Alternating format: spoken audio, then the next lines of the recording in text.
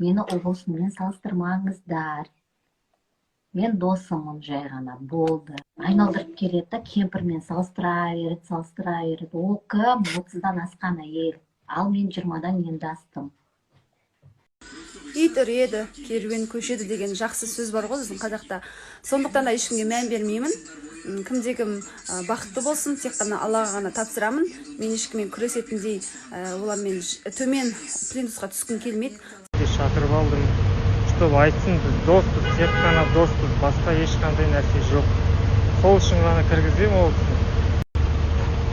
Ал менімен бірге Примойға кірген қыз сіздер үшін кіргізін, достас екен. Сіздер маған айттыңыздар, ол сен әйелің, қызың, ана мынау деп.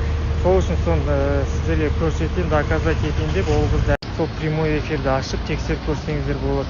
Мен ондай адам емеспін, сырттан барып бүкіл дейім жұрттың көзінше прямой эфирді жамандайтын айтам ба, мен жайлап қана бар өзің айтам. Мен ондай емеспін, достар, сол үшін мен айбаттамаңыздар.